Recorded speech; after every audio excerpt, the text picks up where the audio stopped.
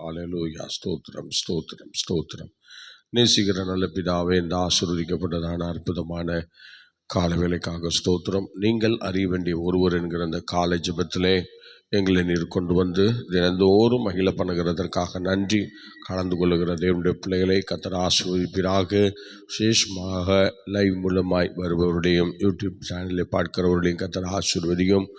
ஆண்டவர் இதன் மூலமாக ஆண்டவரை பார்க்கிற கேட்கிற ஒவ்வொருடைய வாழ்க்கையிலும் ஒரு பெரிய மறுரூபம் உண்டாக பிதா குமாரன் பரிசுத்தாவி நாமத்தினாலே இந்த காலை ஜெபத்தை ஆசீர்வதிப்பீராக. கர்த்தர் பெரிய காரியங்களை செய்யும். தேவக்கரம் கூட இருந்து வழிநடத்தும்படி ஜெபிக்கிறோம். இயேசு கிறிஸ்துவின் நாமத்தில் வேண்டிக் கொள்கிறோம். ஜெபங்களும் நல்ல பிதாவே. ஆமேன் ஆமேன் ஆமேன். பாடல் ஆராதனை பீலா அவர்கள் நடத்துவார்கள். Praise God.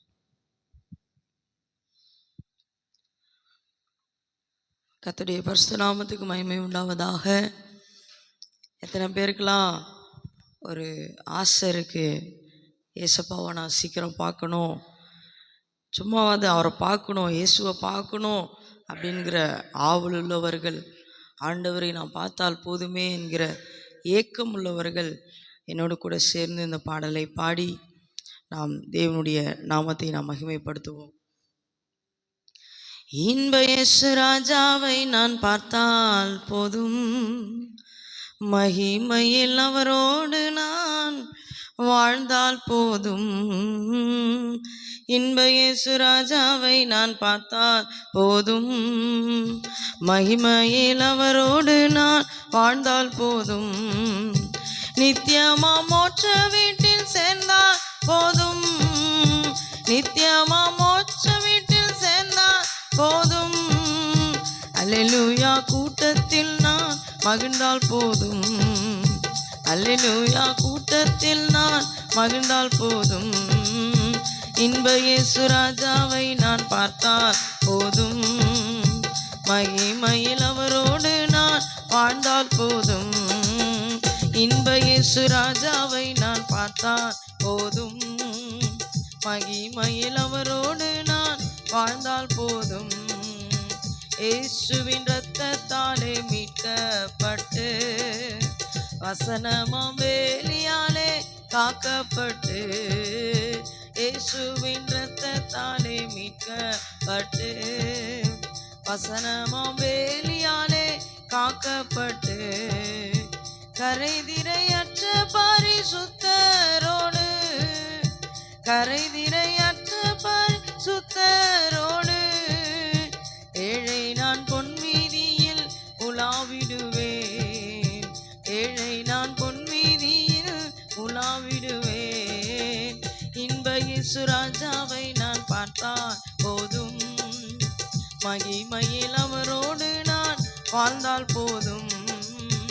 இன்ப இயேசு ராஜாவை நான் பார்த்தால் போதும், மகிமையில் அவரோடு நான் வாழ்ந்தால் போதும்.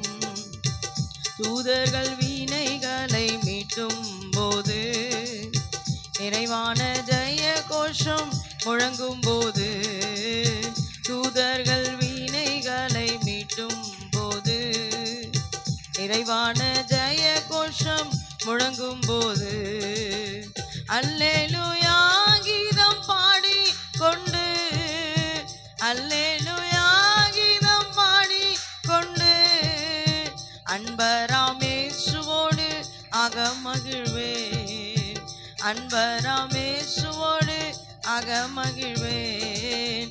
இன்ப இயேசு ராஜாவை நான் பார்த்தால் போதும், மகிமையில் அவரோடு நான் வாழ்ந்தால் போதும். இன்ப இயேசு ராஜாவை நான் பார்த்தால் போதும், மகிமையில் அவரோடு நான் வாழ்ந்தால் போதும். முட்கிரீடம் சூட்டப்பட்ட தலையை பார்ப்பேன், பொற்கிரீடம் சூட்டி நானும் புகழ்ந்திடுவேன். முட்கிரீடம் சூட்டப்பட்ட தலையை பார்ப்பேன், பொற்கிரீடம் சூட்டி நானும் புகழ்ந்திடுவேன். வாரினால் அடிபட்ட முதுகை பார்த்து, வாரினால் அடிபட்ட முதுகை பார்த்து, ஒவ்வொரு காயங்களால் முத்தம் செய்வேன், ஒவ்வொரு காயங்களால் முத்தம் கலக்கம் செய்வேன். இன்ப இயேசு ராஜாவை நான் பார்த்தால் போதும். மகிமையில் அவரோடு நான் வாழ்ந்தால் போதும். இன்ப இயேசு ராஜாவை நான் பார்த்தால் போதும். ஓ, அவரோடு நான் வாழ்ந்தால் போதும். சொல்லுங்க. இன்ப இயேசு ராஜாவை நான் பார்த்தால் போதும். மகிமையில் அவரோடு நான் வாழ்ந்தால் போதும். என்னுள்ளம் நன்றியால் நிறைந்திடுதே. எந்த நின் பாக்கிய வீட்டை நினைக்கையிலே என்னுள்ள நன்றியால் நிறைந்திடுதே. எந்த நின் பாக்கிய வீட்டை நினைக்கையிலே. அல்லேலூயா ஆமென் அல்லேலூயா அல்லேலூயா ஆமென் அல்லேலூயா. வர்ணிக்க எந்த நாவு போதாதையா. வர்ணிக்க எந்த நாவு போதாதையா. இன்ப இயேசு ராஜாவை நான் பார்த்தால் போதும். மகிமையில் அவரோடு நான் வாழ்ந்தால் போதும். இன்ப இயேசு ராஜாவை நான் பார்த்தால் போதும். மகிமையில் அவரோடு நான் வாழ்ந்தால் போதும். இன்ப இயேசு ராஜாவை நான் பார்த்தால் போதும். மகிமையில் அவரோடு நான் வாழ்ந்தால் போதும். ஆஹா எக்காலம் என்று முழங்கிடுமோ. ஏழையின் நாவல் என்று தீர்ந்திடுமோ. ஆஹா எக்காலம் என்று முழங்கிடுமோ. ஏழையின் நாவல் என்று தீர்ந்திடுமோ. அப்பா என் கண்ணீர் என்று துடைக்கின்றாரோ. அப்பா என் கண்ணீர் என்று துடைக்கின்றாரோ. ஆவலா எங்கிடுதே எனதுள்ளமே. ஆவலா எங்கிடுதே எனதுள்ளமே. இன்ப இயேசு ராஜாவை நான் பார்த்தால் போதும். மகிமையில் அவரோடு நான் வாழ்ந்தால் போதும். இன்ப இயேசு ராஜாவை நான் பார்த்தால் போதும். மகிமையில் அவரோடு நான் வாழ்ந்தால் போதும். நித்தியமா மோட்ச வீட்டில் சேர்ந்தால் போதும். நித்தியமா மோட்ச வீட்டில் சேர்ந்தால் போதும். அல்லேலூயா கூட்டத்தில் நான் மகிழ்ந்தால் போதும். அல்லேலூயா கூட்டத்தில் நான் மகிழ்ந்தால் போதும். இன்ப இயேசு ராஜாவை நான் பார்த்தால் போதும். மகிமையில் அவரோடு நான் வாழ்ந்தால் போதும். எத்தனை பேர் சொல்றீங்க? இன்ப இயேசு ராஜாவை நான் பார்த்தால் போதும். மகிமையில் அவரோடு நான் வாழ்ந்தால் போதும். தூதர்கள் வீணைகளை மீட்டும் போது நிறைவான ஜெய கோஷம் முழங்கும் போது. தூதர்கள் வீணைகளை மீட்டும் போது நிறைவான ஜெய கோஷம் முழங்கும் போது. அல்லேலூயா கீதம் பாடிக்கொண்டு. அல்லேலூயா கீதம் பாடிக்கொண்டு. அன்பராமேசுவோடு அகமகிழ்வே. அன்பராமேசுவோடு அகமகிழ்வே. இன்ப இயேசு ராஜாவை நான் பார்த்தால் போதும். மகிமையில் அவரோடு நான் வாழ்ந்தால் போதும். இன்ப இயேசு ராஜாவை நான் எல்லாரும் சொல்லுமா. மகிமையில் அவரோடு நான் வாழ்ந்தால் போதும். நித்தியமா மோட்ச வீட்டில் சேர்ந்தால் போதும். நித்தியமா மோட்ச வீட்டில் சேர்ந்தால் போதும். அல்லேலூயா கூட்டத்தில் நான் மகிழ்ந்தால் போதும். அல்லேலூயா கூட்டத்தில் நான் மகிழ்ந்தால் போதும். இன்ப இயேசு ராஜாவை நான் பார்த்தால் போதும். மகிமையில் அவரோடு நான் வாழ்ந்தால் போதும். இன்ப இயேசு ராஜாவை நான் பார்த்தால் போதும். மகிமையில் அவரோடு நான் வாழ்ந்தால் போதும். என்னுள்ளம் நன்றியால் நிறைந்திடுதே.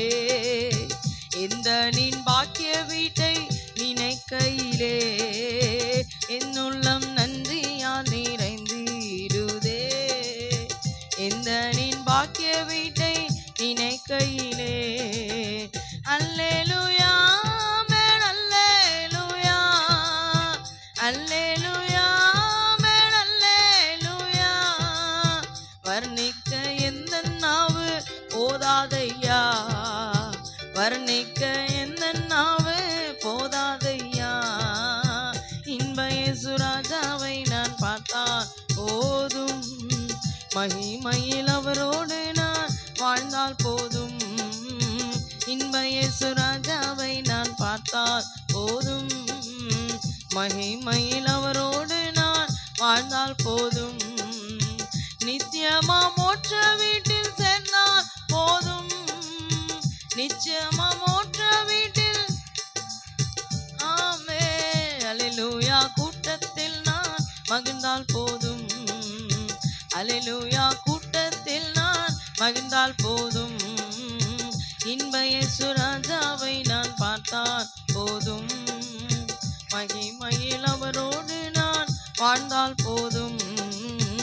இன்ப இயேசு ராஜாவை நான் பார்த்தால் போதும், மகிமையில் அவரோடு நான் வாழ்ந்தால் போதும். ஆகாய காலம் என்று முழங்கிடுமோ, ஏழையின் நாவல் என்று தீர்த்திடுமோ.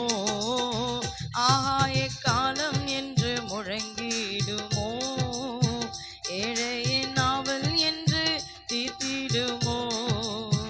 அப்பா என் கண்ணீர் என்று துடைக்கின்றாரோ, அப்பா என் கண்ணீர் என்று துடைக்கின்றாரோ.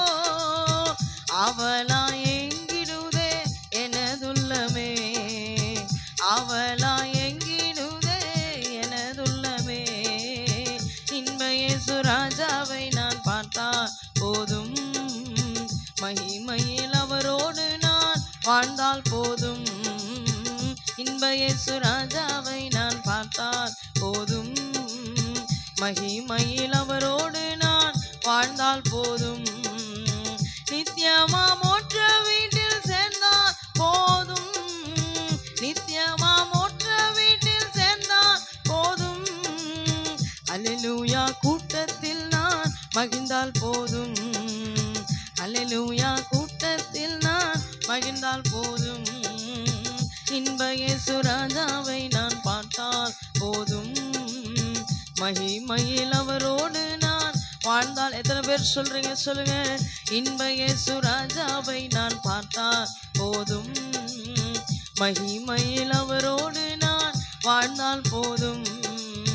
நித்தியமா மோட்ச வீட்டில் சேர்ந்தால் போதும், நித்தியமா மோட்ச வீட்டில் சேர்ந்தால் போதும். அல்லேலூயா. கூட்டத்தில் நான் மகிழ்ந்தால் போதும், அல்லேலூயா. கூட்டத்தில் நான் மகிழ்ந்தால் போதும். இன்ப இயேசு ராஜாவை நான் பார்த்தால் போதும், மகிமையில் அவரோடு நான் வாழ்ந்தால் போதும். இன்ப இயேசு ராஜாவை நான் பார்த்தால் போதும், மகிமையில் அவரோடு நான் வாழ்ந்தால் போதும். இன்ப இயேசு ராஜாவை நான் பார்த்தால் போதும், மகிமையில் அவரோடு தான் வாழ்ந்தால் போதும். இன்ப இயேசு ராஜாவை நான் பார்த்தால் போதும், மகிமையில் அவரோடு நான் வாழ்ந்தால் போதும், மகிமையில் அவரோடு நான் வாழ்ந்தால் போதும். கரங்களை தட்டி ஆண்டவரே உம்மை பார்த்தால் போதும், ஆண்டவரே இயேசுவை பார்த்தாலே போதுமே. நம்முடைய வாழ்க்கையில அவரை பார்த்தால் இந்த உபத்திரவங்கள், பாடுகள், வேதனைகள், பிரச்சனைகள், இந்த உலகத்துல படுகிற பிரயாசங்கள் இதெல்லாம் கொஞ்ச காலம்தான். ஆனா இந்த கொஞ்ச காலம் முடிந்து இயேசுவை நாம் பார்க்கும் பொழுது அது நித்திய நித்தியமான மகிழ்ச்சியா இருக்கும், அது நித்திய நித்தியமான சந்தோஷமாய் நம்முடைய வாழ்க்கையில அது காணப்படுகிறது. அதனாலதான் இந்த பூமியில அவரை நம்ம ஆராதிச்சுட்டு இருக்கிறோம், அவரை துதிச்சுட்டு இருக்கிறோம், அவரில் நாம் அன்பு கூறு கொண்டு இருக்கிறோம். அதை நாம் உண்மையாய் செய்வோமானால் ஒரு நாள் இயேசுவை காணும் பொழுது அது இன்பமாயிருக்கும், அது மதுரமாயிருக்கும், அது செழிப்பாயிருக்கும். ஹல்லேலூயா, ஹல்லேலூயா. நன்றி ஆண்டவரே, நீர் தந்த அந்த வாழ்க்கைக்காய் நன்றி செலுத்துகிறோம் ஆண்டவரே. இந்த பூமியிலே நீர் தந்த அந்த வாழ்க்கைக்காய் நன்றி செலுத்துகிறோம் ஆண்டவரே. நன்றி செலுத்துகிறோம். பரிசுத்த ஆவியானவரே உமக்கு மகிமையை ஏறெடுக்கிறோம். ஆசீர்வதிங்க. நாங்கள் கேட்க போகிற வார்த்தை கொண்டு கர்த்தர் எங்களோடு பேசுவீராக. இந்த நாள் முழுவதும் உம்முடைய கிருபை எங்களை வழி நடத்தட்டும். எல்லா கன மகிமையும் ஒருவருக்கே செலுத்துகிறோம். இயேசுவின் நாமத்தில் பிதாவே, ஆமென்.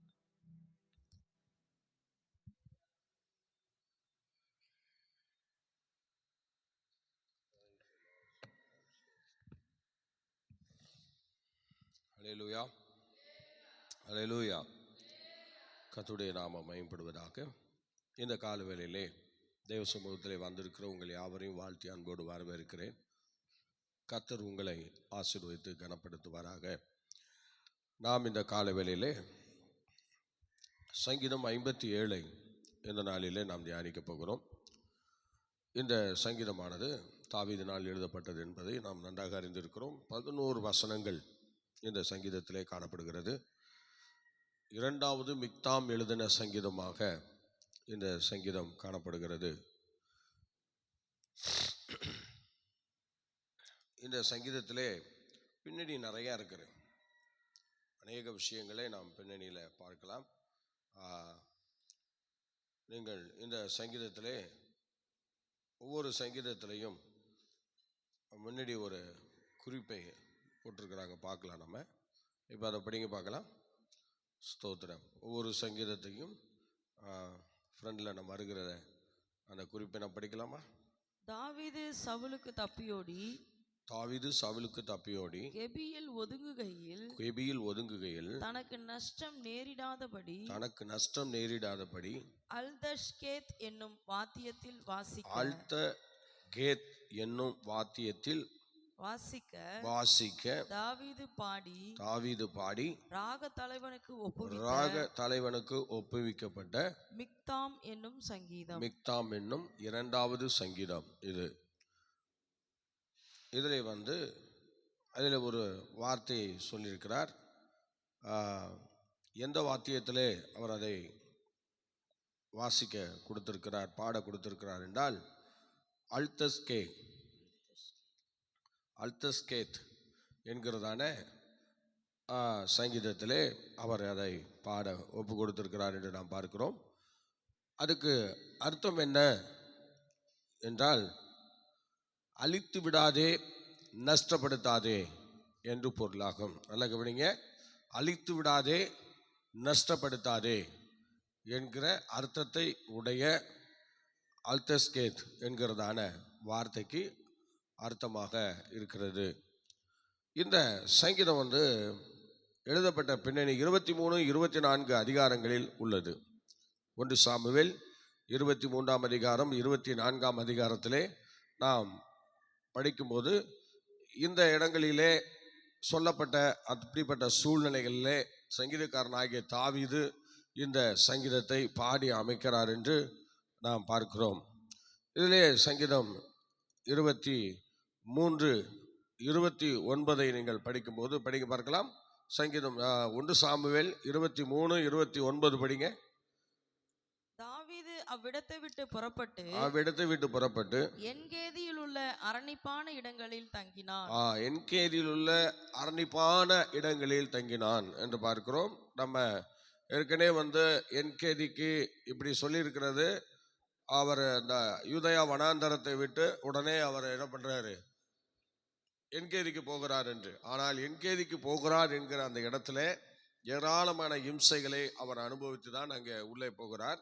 ஆனால் இந்த இடத்துல என்கேதியில் அவர் போகிறார், என்கேதிக்கு போகிறார் என்று ஒரு வசனத்தில் ஈஸியாக சுலபமாக சுருக்கமாக இங்கே சொல்லப்பட்டிருக்கிறதை நாம் பார்க்கிறோம்.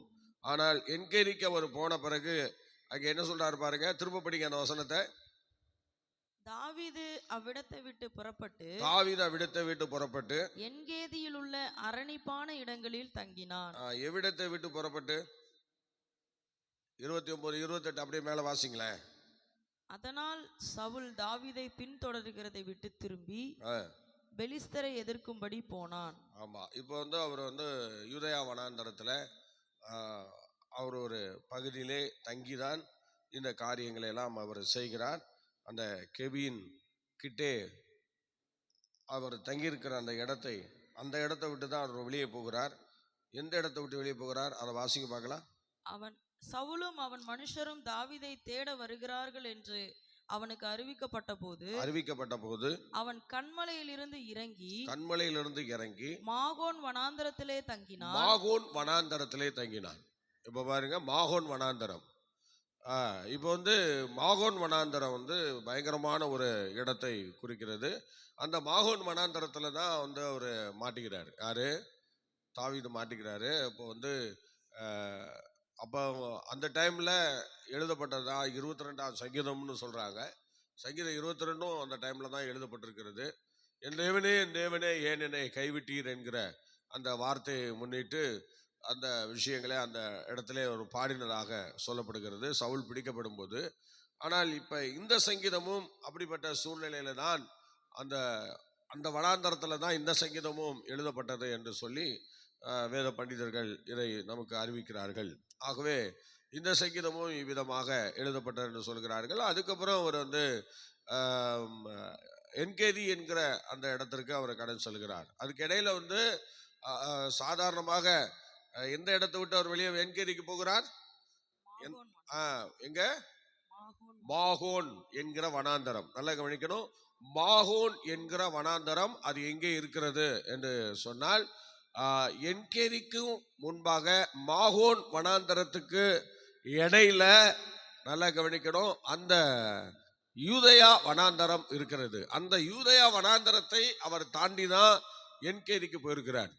ஆனால் நல்லா கவனிக்கணும், அந்த என்கேதிக்கு அவர் போகிற அந்த பாதை என்று சொல்கிறது அந்த யூதயா வனாந்தரத்தை கடந்தால்தான் அவர் அந்த என்கேதிக்கு போக முடியும். ஆனா இந்த வசனத்தை ரொம்ப சுலபமா அழகா சொல்லிட்டாங்க. இவர் என்ன பண்ணிட்டாரு? என்கேதிக்கு போய் அங்க அரண்பான பட்டணங்களே குடியிருந்தார் என்று, செழிப்பான இடத்துல இருந்தார் என்று சொல்லப்பட்டிருக்கிறது. ஆனால் அவர் அந்த இடத்துல இருந்துதான் 23ஆம் சங்கீதத்தை அவர் அங்கே எழுதுகிறார். நல்லா கவனிங்க. இப்ப இந்த வனாந்தரத்துல அவர் கடந்து வரும்போது, அந்த யூதயா வனாந்தரத்துல அவர் கடந்து போகிறார். அந்த யூதயா வனாந்தரத்துல அவர் மாகோன் அந்த பள்ளத்தாக்குல இருந்து, அந்த மாகோன் வனாந்தரத்துல இருந்து திரும்ப அவர் அந்த யூதயா வனாந்தரத்திலே கடந்து போகிற போது அங்கே என்னென்ன இம்சைகள் இருந்தது தெரியுமா? அந்த யூதயா வனாந்தரத்துல என்கேதியில அவர் சீக்கிரமா சாதாரணமாக அவர் போய் அமையல. அவர் மிகுந்த துன்பங்களை மாகோன் வனாந்தரத்துல சங்கீதக்காரனாகிய தாவீதையும் அவர் கூட இருந்த 400 பேரையும் பிடித்து கொண்டது சவுல் தான். சவுல் பிடிச்சிட்டாரு. சவுல் பிடிச்சாலும் அங்க உள்ளவங்கலாம் செதறி போயிட்டாங்க, அவருக்குரிய தாவீதுக்குரியவர்கள். ஆனாலும் தாவீது அதுக்கு அப்புறம் அந்த வனாந்தரத்தை அவர் கடக்கிறார். பாருங்க, வனாந்தரத்தை கடந்து வருகிறார். அப்படி வனாந்தரத்தை கடந்து வருவது சாதாரண விஷயம் அல்ல. அந்த வனாந்தரத்துல யாருமே சீக்கிரமாக கடந்து போனது இல்லை. அப்படி உயிரோடு போனவர்கள் அதிகமான பேரும் இல்லை. அந்த வனாந்தரம் நீல வாக்குல பார்க்கும்போது 90 மைல் தூரமாக இருக்கிறது. ஆனா இவர் குறுக்காக நடந்து போய் என்கேதியை பிடிக்கலாம். அப்படி போனால் 60 கிலோமீட்டர் அந்த வேகத்தில் 60 மைல் தூரத்துல இவர் நடந்து போயாகணும். ஆனால் இந்த 60 மைல் தூரத்துல இவர் நடந்து அந்த வனாந்தரத்தை கடந்துதான் என்கேதிக்கு போக முடியும். அப்படி என்கேதிக்கு போகும்போது அங்க என்ன நடக்கிறது என்று நன்றாய் கவனிங்கள். என்கேதியிலே எப்பொழுதும் ஒரு சூறாவளி காற்று ஒன்று அந்த பயங்கரமாக அந்த வனாந்தரத்தில், யூதயா வனாந்தரத்திலே அடித்து கொண்டிருக்கும். அந்த காற்றினாலே போகிறவர்கள் பலியாவார்கள். அது மாத்திரமல்ல, தண்ணீர் அந்த பகுதியிலே இருக்காது. அந்த வனாந்தரத்திலே தண்ணீர் இருக்காது. தண்ணீருக்கு ஒரு சொட்டு கூட தண்ணீர் கிடைக்காது. 60 மைல் தூரமும் ஒரு சொட்டு தண்ணீர் கூட இல்லாத ஒரு வனாந்தரம் அந்த வனாந்தரம். அடுத்து மழை பெய்யும் போது அந்த வனாந்தரத்திலே எப்பயாவது ஒரு நாள், வருஷத்துல ஒரு நாள் அல்லது 2 நாள் இப்படிதான் அந்த மழை பெய்யும். அப்படி பயங்கரமான ஒரு வனாந்தரம் அது. அந்த வனாந்தரத்துல நிறைய குன்றுகள் இருக்கிறது. ஸ்தோத்திரம். அதைத்தான் சங்கீதக்காரன் தாவீது 23ஆம் சங்கீதத்திலே அவர் சொல்லும் போது, நான் மரண இருளின் பள்ளத்தாக்கிலே நடந்தாலும் பொல்லாப்புக்கு பயப்படேன், தேவரீர் கூட இருக்கிறீர், உமது கோலும் தடியும் என்னை தேற்றும் என்று சொல்லுகிறார். ஆக அந்த வனாந்தரத்திலே மரண இருளின் பள்ளத்தாக்கு அங்கதான் இருக்கிறது. அந்த வனாந்தரத்திலே தான் அவரை கடந்து சென்று அந்த மரண இருளின் பள்ளத்தாக்கை அவர் கடந்து சென்றார். ஆகவே அவ்விதமாக இந்த வனாந்தரத்திலே சென்றவர்கள் யாரும் உயிரோடு போய் சேர்ந்ததாக அப்படிப்பட்ட ஒரு காரியம் இல்லை. எத்தனையோ பேர் போய் இறந்திருக்கிறார்கள். சங்கீதக்காரன் தாவீதும் வெயில் கொடுமையா இருக்கிற ஒரு மரம் கூட செடி கூட இல்லாத அந்த வனாந்தரத்திலே 60 மைல் தூரம் அவர் அந்த இடத்திலே கடந்து செல்லுகிறார். அப்படி கடந்து சென்றுதான் சவுலுக்கு தப்பி அவர் போகிறார். ஆனால் இந்த மாகோன் வனாந்தரத்திலே அவர் வந்து அகப்படும் பொழுது பாருங்கள், அவர் ஒரு கெபியிலே அவர் மாட்டிக்கொள்கிறார். சங்கீதம் 1 சாமுவேல் 24 அதிகாரத்திலே நாம் அதை படிக்கும் போது பார்க்கலாம். 24 அதிகாரம், அதிலே அவர் என்ன செய்கிறார் பாருங்கள். தாவீது 24 அதிகாரம் 1 படிக்க பார்க்கலாம். சவுல் பெலிஸ்தரை பின்தொடர்ந்து திரும்பி வந்தபோது இதோ தாவீது என்கேதியின் வனாந்தரத்தில் இருக்கிறான் என்று அவனுக்கு அறிவிக்கப்பட்டது. அப்பொழுது சவுல் இஸ்ரவேல் அனைத்திலும் தெரிந்து கொள்ளப்பட்ட 3000 பேரை கூட்டிக் கொண்டு தாவீதையும் அவன் மனுஷரையும் வரையாடுகள் உள்ள கன்மலைகளின் மேல் தேட போனான். வழியோரத்தில் இருக்கிற ஆட்டு தொழுவங்கள் இடத்தில் அவன் வந்தபோது அங்கே ஒரு கெபி இருந்தது. அதிலே சவுல் மலஜலாதிக்கு போனான். தாவீதும் அவன் மனுஷரும் அந்த கெபியின் பக்கங்களில் உட்கார்ந்திருந்தார்கள். அப்பொழுது தாவீதின் மனுஷர் அவனை நோக்கி, இதோ நான் உன் சத்துருவை உன் கையில் ஒப்பு கொடுப்பேன், உன் பார்வைக்கு நலமானபடி அவனுக்கு செய்வாயாக என்று கர்த்தர் உன்னோடே சொன்ன நாள் இதுதானே என்றார்கள். தாவீது எழுந்திருந்து போய் சவுலுடைய சால்வையின் தொங்கலை மெல்ல அறுத்து கொண்டான். தாவீது சவுலின் சால்வை தொங்கலை அறுத்து கொண்டது நிமித்தம் அவன் மனது அடித்து கொண்டிருந்தது. அவன் தன் மனுஷரை பார்த்து, கர்த்தர் அபிஷேகம் பண்ணின என் ஆண்டவன் மேல் என் கையை போடும்படியான இப்படிப்பட்ட காரியத்தை நான் செய்யாதபடிக்கு கர்த்தர் என்னை காப்பாராக, அவர் கர்த்தரால் அபிஷேகம் பண்ணப்பட்டவர் என்று சொல்லி தன் மனுஷரை சவுலின் மேல் எழும்ப ஒட்டாமல் இவ்வார்த்தைகளினால் அவர்களை தடை பண்ணினான். சவுல் எழுந்திருந்து கெபியை விட்டு வழியே நடந்து போனான். அப்பொழுது தாவீதும் எழுந்து கெபியிலிருந்து புறப்பட்டு சவுலுக்கு பின்னாக போய், ராஜாவாகிய என் ஆண்டவனே என்று கூப்பிட்டான். சவுல் திரும்பி பார்த்தபோது தாவீது தரை மட்டும் முகம் குனிந்து வணங்கி சவுலை நோக்கி, தாவீது உமக்கு பொல்லாப்பு செய்ய பார்க்கிறான் என்று சொல்லுகிற மனுஷனுடைய வார்த்தைகளை ஏன் கேட்கிறீர்? இதோ கர்த்தர் இன்று கெபியில் உம்மை என் கையில் ஒப்பு கொடுத்தார் என்பதை இன்றைய தினம் உம்முடைய கண்கள் கண்டதே. உம்மை கொன்று போட வேண்டும் என்று சிலர் சொன்னார்கள், ஆனாலும் என் கை உம்மை தப்பவிட்டது. என் ஆண்டவன் மேல் என் கையை போடேன், அவர் கர்த்தரால் அபிஷேகம் பண்ணப்பட்டவராமே என்றேன். பாருங்கள், இந்த தாவீது எவ்வளோ அருமையாக சவுலை வந்து அவர் வந்து கனப்படுத்துகிறார் என்று பாருங்கள். என்ன செய்கிறார் பாருங்க. அவர் அபிஷேகம் பண்ணப்பட்டவர் என்று சொல்லி வாய்ப்பு கிடைத்த போதும் கூட சவுலுக்கு விரோதமாக தாவீது செயல்படவில்லை. கூட இருக்கிற அத்தனை பேரும் தாவீதுக்கு விரோதமாக, சவுலுக்கு விரோதமாக தாவீதிடத்தில் ஏவி விட்டுக்கிட்டே இருக்கிறாங்க. அவனை கொண்டு போடு, இதான் கர்த்தர் உனக்கு கடைசியாக ஒப்பு கொடுத்துருக்கிறார், அவனை இதோட விட்டுறாத, க்ளோஸ் பண்ணு என்னெல்லாம் சொல்லி பக்கத்தில் உள்ளவங்களாம் கீ கொடுத்து அவரை எப்படியாவது கொன்று விட வேண்டும் என்கிற அந்த எண்ணத்தோடு சொல்லுகிறார்கள். ஆனாலும் சங்கீதக்காரனாகிய தாவீதினுடைய வாழ்க்கையில அவர் பாருங்க, அவர் அபிஷேகம் பண்ணப்பட்ட சவுல் என்று சொல்லி அந்த சவுல் மேல அந்த அபிஷேகத்துக்கு அப்படிப்பட்ட ஒரு மதிப்பை அவர் கொடுத்திருக்கிறார். இத்தனைக்கும் சவுல்கிட்ட என்னைக்கோ அபிஷேகம் போயிடுச்சு, பார்த்தீங்களா? அபிஷேகம் போய் வேற ஒரு ஆவி வந்து சவுல் அலக்களிக்கிறத தாவீது பார்த்து பிடியில் வாசித்து அதெல்லாம் பண்ணிட்டு தான் இருக்கிறாரு. ராஜ்யபாரமும் எடுபட்டு போச்சு, அது தாவீதுக்கு வந்துருச்சுன்னு தெரியும். ஆனால் பாருங்க, தேவன் சாமுவேலை கொண்டு இவ்வளோ பெரிய விஷயங்களை சொல்லியும் கூட அவர் வந்து என்ன செய்யலை, நான் தான் ராஜான்னு அதை எடுத்துக்காம, நான் தான் எல்லாத்துக்கும் அதிகாரி என்று எடுத்துக்காம, திரும்பவும் சவுலை வந்து கொல்லணும்னு நினைக்காம எவ்வளோ காரியங்களை செய்கிறா பாருங்க. எப்போதும் அவர் அபிஷேகம் பண்ணப்பட்டவர். சவுல், இந்த தாவீதினுடைய காரியம் ஒரு புதிதாக இருக்கிறது பாருங்க. இன்னைக்கு சில ஊழியர்களே சில பேர் என்ன செய்வாங்கன்னா, ரொம்ப அற்பமாக எண்ணுவாங்க. எப்படி, அவன் ஒன்றும் இல்லாதவன், அவன் வந்து படிக்காதவன், அவன் வந்து பழைய சட்டை போட்டிருக்கிறவன், அவன் வந்து டிசிப்ளின் இல்லாதவன் என்றெல்லாம் சொல்லி பல கோணங்களில் பார்ப்பாங்க. எனக்கு சில பாஸ்டர்ஸ்லாம் தெரியும், நல்ல நல்ல டெனாமினேஷனில் இருக்கிற சில பாஸ்டர்ஸ்லாம் பார்த்தீங்கன்னா ரொம்ப சாதாரணமான ஊழியக்காரங்கள்ட்ட பழக மாட்டாங்க, பேசவும் மாட்டாங்க, ப்ரைஸ் லாட் கூட சொல்ல மாட்டாங்க, அவங்க பாட்டுக்கு போயிட்டு இருப்பாங்க. அது ஒரு வியாதி அவங்களுக்கு, அந்த மாதிரி வியாதி. ஆனால் இங்கே சவுல் எவ்வளோ தீமையை செய்ய வரான், கொல்ல வரான். அப்படிப்பட்ட சவுலை தாவீது சொல்றாரு, திரும்ப திரும்ப அவர் அபிஷேகம் பண்ணப்பட்டவர், அவர் அபிஷேகம் பண்ணப்பட்டவர். அபிஷேகத்தையும் இழந்துட்டா, அபிஷேகமும் இல்லை. ஆனாலும் பாருங்க, என்றோ ஒரு நாள் கர்த்தர் அவர் அபிஷேகம் பண்ணார்ல, அதனால அவர் அபிஷேகம் பண்ணப்பட்டவர். கடைசி வரையும் அவர் அபிஷேகம் பண்ணப்பட்டவர், அபிஷேகம் பண்ணப்பட்டவர் என்று சொல்லி தன் வாழ்க்கை முழுவதும் சவுல் உயிரோடு இருக்கிற காலம் வரைக்கும் அந்த பாணியை தான் அவர் பின்பற்றினார். ஆனா இன்னைக்கு எத்தனை ஊழியக்காரங்க, எத்தனை கர்த்தருடைய பிள்ளைங்க அடுத்தவங்களை இப்படிப்பட்ட கணத்துக்கு நேரம் வழி நடத்துகிறோம். யோசித்து பாருங்க. மறைமுகமா எவ்வளவு வார்த்தைகளை பேசி தேவ கோபத்தை இன்னைக்கு நிறைய பேர் சம்பாதிக்கிறோம் தெரியுமா? ஆனா சங்கீதக்காரனாகிய தாவீது தங்க கூட இடம் இல்லாம ஓட ஓட நாய் விரட்டுற மாதிரி விரட்டுறான் சவுலு. ஆனா அப்படி விரட்டியும் கூட அந்த சவுலுக்கு தாவீது கொடுக்கிற பேரு அபிஷேகம் பண்ணப்பட்டவர், அபிஷேகம் பண்ணப்பட்டவர் என்று சொல்லி எத்தனை ஆசீர்வாதங்களை கொடுக்கிறார் பாருங்க. ஸ்தோத்திரம். இன்னைக்கும் எத்தனையோ கர்த்தருடைய ஊழியக்காரர்கள் தேவனுடைய ஆசீர்வாதத்தை சம்பாதிக்கிறதற்கு பதில் தேவனுடைய கோபத்தையும் தேவனுடைய சாபத்தையும் சம்பாதித்து இன்னைக்கு ஊழியங்களிலே வளராமல், ஊழிய காரியங்களிலே பெருகாமல், இன்னைக்கும் ஒரு டம்மியாக, ஒன்றுக்கும் ஆகாதவர்களாக போகிறதற்கு காரணம் என்ன தெரியுமா?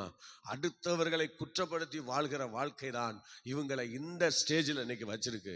விசுவாசியா இருக்கட்டும், ஊழியக்காரங்களா இருக்கட்டும், அடுத்தவங்களை குறை சொல்லி வாழ்ற ஒரு வாழ்க்கை இருக்கு பாருங்க, அது தேவனால் ஒரு சபிக்கப்பட்ட ஒரு வாழ்க்கை.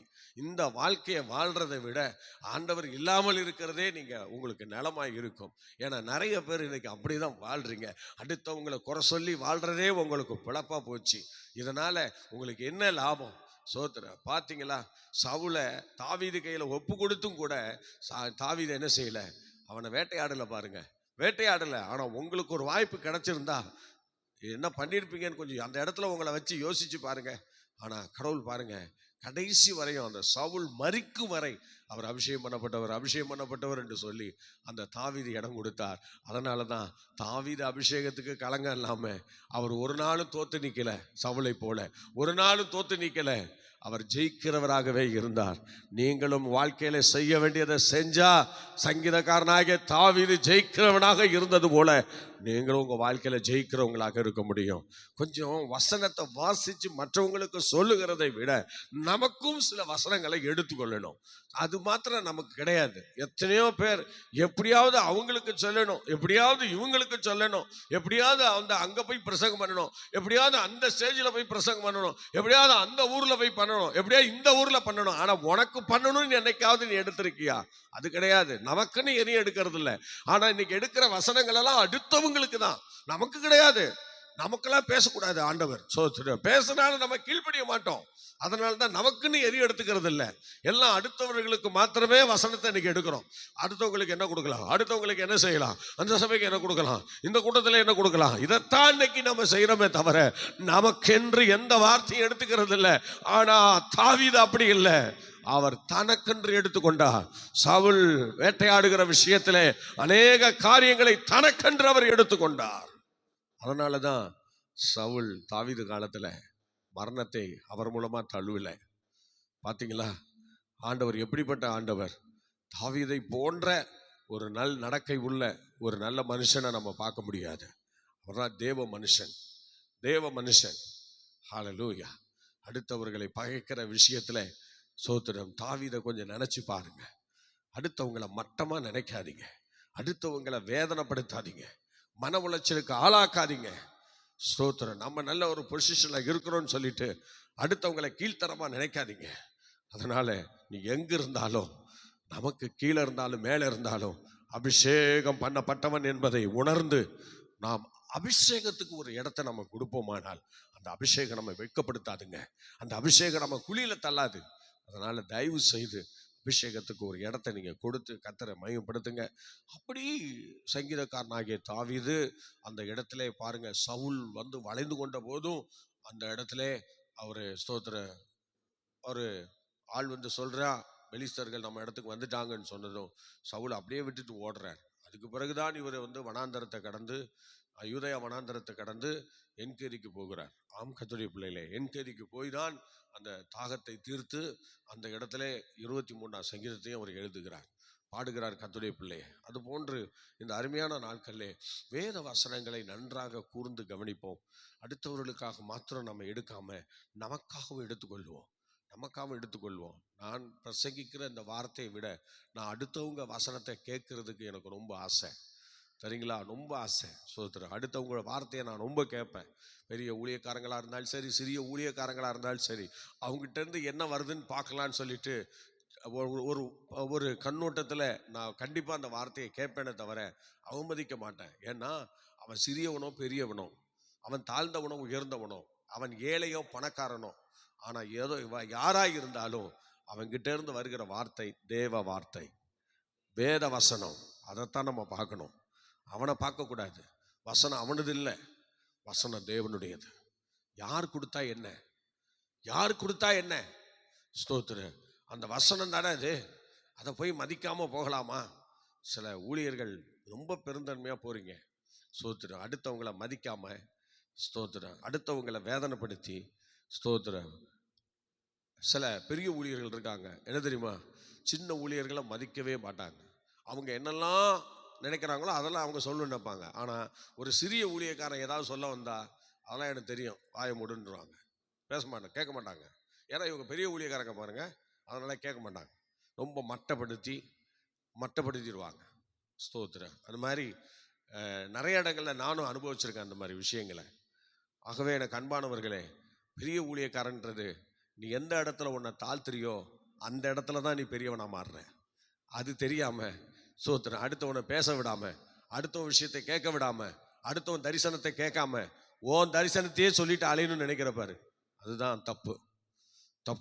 அதில் உனக்கு எந்த பெனிஃபிட்ஸும் இல்லை. ஆகவே எனக்கு அன்பான தேவனுடைய பிள்ளைகள் நல்லா கவனிக்கணும். பெரிய ஊழியக்காரங்களாக இருந்தாலும் சிறிய ஊழியக்காரங்களாக இருந்தாலும் அவங்களுக்குள்ள இருக்கிற அபிஷேகத்தை பாருங்க, அவங்களுக்குள்ள இருக்கிறதான வசனத்தை பாருங்க. அவங்கள பார்க்காதீங்க. ஆண்டவர் எந்த இடத்துலையும் அவர் தன்னை வெளிப்படுத்துவார்.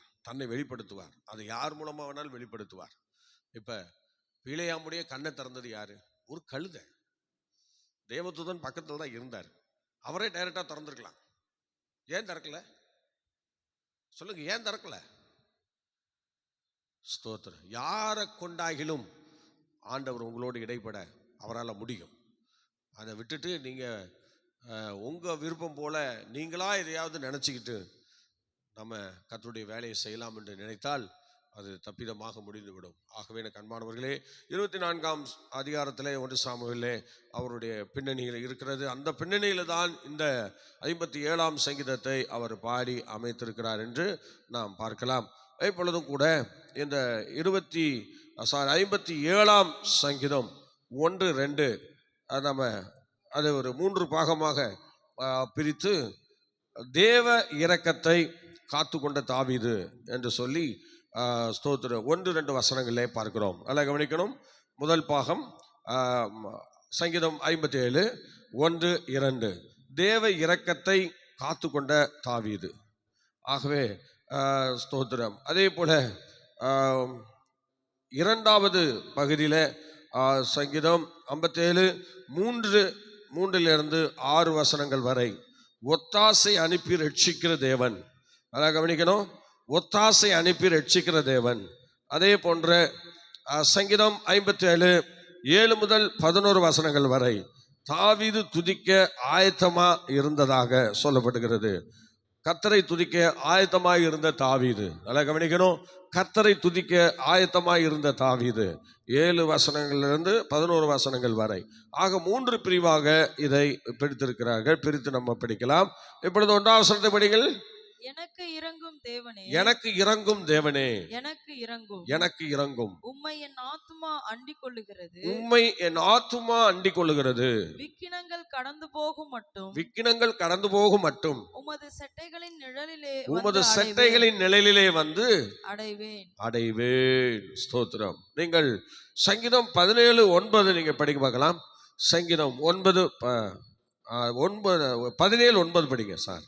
சங்கீதம் 17:9 படிங்க. என்னை ஒடுக்குகிற துன்மார்க்கருக்கும் என்னை ஒடுக்குகிற துன்மார்க்கருக்கும் என்னை சூழ்ந்து கொள்ளுகிற என் பிராண பகைஞருக்கும் மறைவாக என் பிராண பயங்கருக்கும் முன்பாக உம்முடைய செட்டைகளின் உம்முடைய செட்டலைகளின் நிழலிலே என்னை காப்பாற்றும். என்னை காப்பாற்றும். சரிங்களா? அவருடைய சட்டையின் மறைவிலே அவர் என்னை காப்பாற்றும் என்று சொல்லுகிறார்.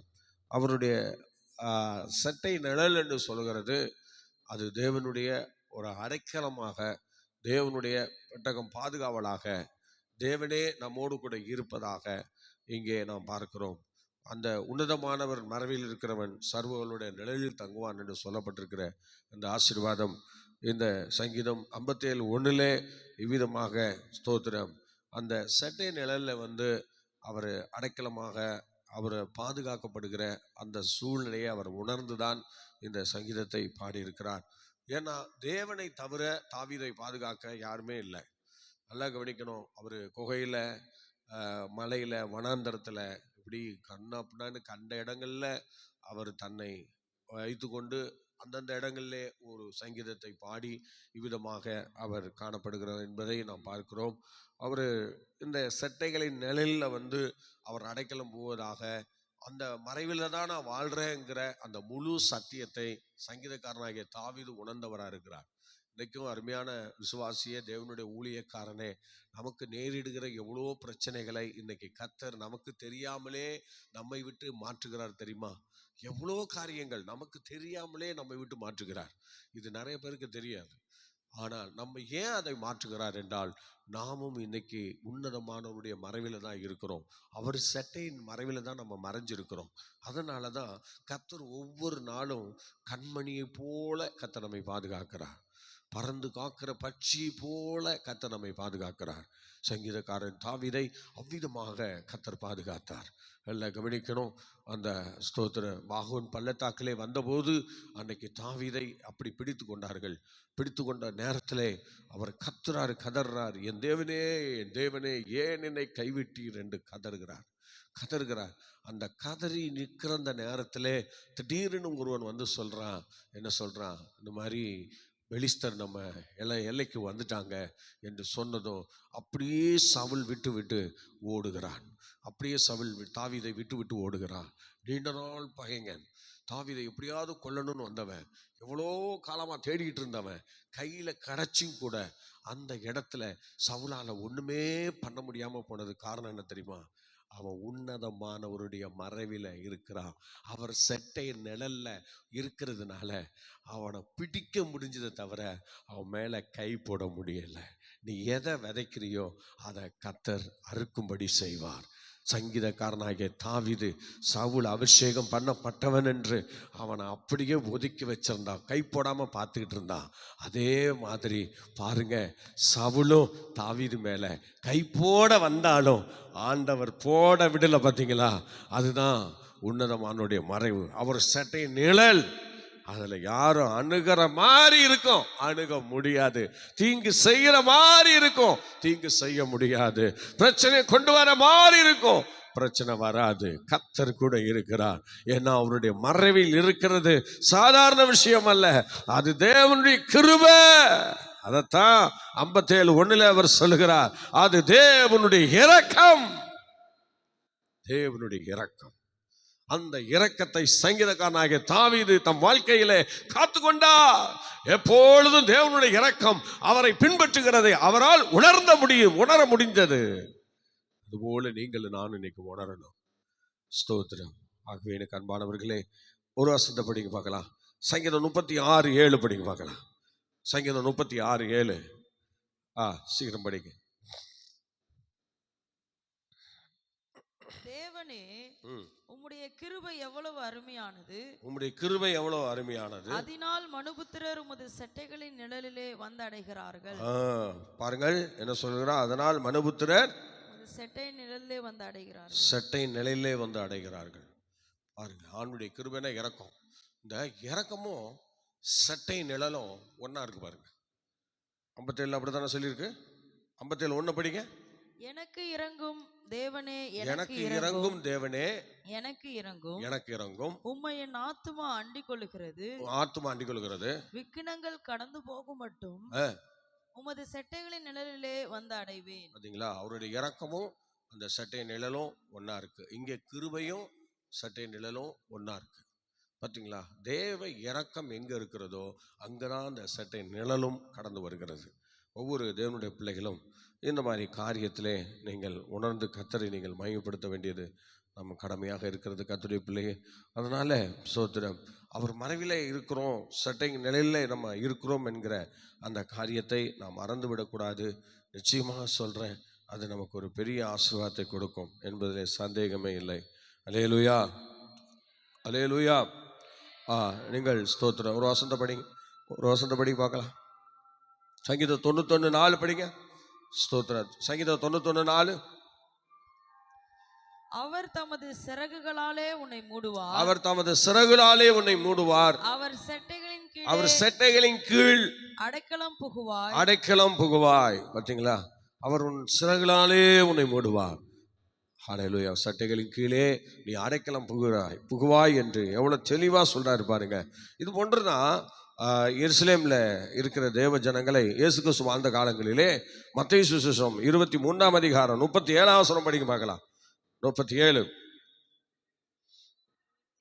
படிங்கள் பார்க்கலாம். 37 கடைசியிலே இல்லைங்க, 23 37. எருசலேமே, எருசலேமே, தீர்க்கதரிசிகளை கொலை செய்து உன்னிடத்தில் அனுப்பப்பட்டவர்களை கல்லெறிகிறவளே, கோழி தன் குஞ்சுகளை தன் சிறகுகளின் கீழ் கூட்டி சேர்த்து கொள்ளும் வண்ணமாக நான் எத்தனையோ தரமோ உன் பிள்ளைகளை கூட்டி சேர்த்து கொள்ள மனதாயிருந்தேன், உனக்கோ மனதில்லாமல் போயிற்று என்று சொல்லுகிறார். பார்த்தீங்களா, உனக்கோ மனதில்லாமல் போயிட்டு. இயேசு கிறிஸ்து வாழ்ந்த காலங்களிலே இவர் அந்த வார்த்தையை சொன்னார். ஆனால் இயேசு கிறிஸ்து மரித்த பிறகு 70 ஆண்டுகளுக்கு பிறகு அந்த நகரமே பாழாக்கப்பட்டது என்பதை நாம் அறிந்திருக்கிறோம். இப்படிதான் நிறைய விஷயங்களை நம் வேதத்திலே நாம் பார்க்க முடியும். ஆம், கர்த்தருடைய பிள்ளையே, வேத வசனங்களை ஆராய்ந்து பாருங்கள். அவையெல்லாம் நமக்கு நித்திய ஜீவன் உண்டு என்பதை நாம் அறிந்து கொள்வோம். எப்பொழுதும் நீங்கள் சங்கீதம் 57:3-6 வசனங்களை வாசிக்கலாம். ஒத்தாசை அனுப்பும் ரட்சிக்கிற தேவன். படிங்க. என்னை விழுங்க பார்க்கிறவன் என்னை நிந்திக்கையில் அவர் பரலோகத்திலிருந்து ஒத்தாசை அனுப்பி என்னை ரட்சிப்பார். தேவன் தமது கிருபையையும் தமது சத்தியத்தையும் அனுப்புவார். என் ஆத்மா சிங்கங்களின் நடுவில் இருக்கிறது. தீயை இறைக்கிற மனுபுத்திரருக்குள்ளே கிடக்கிறேன்.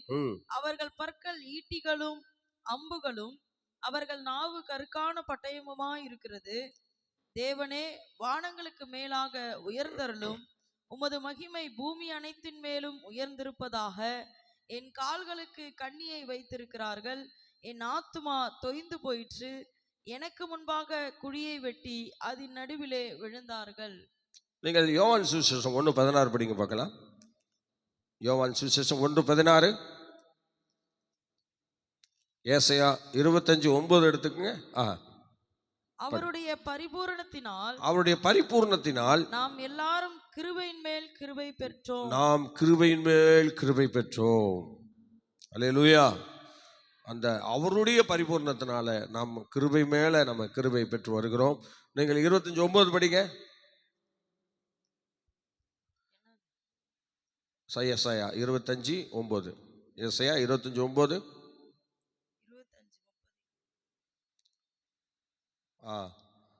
அப்படியா, சோதரன். இவர் நம்மை ரட்சிப்பார் என்கிற அந்த வார்த்தை அதில் இருக்கிறது.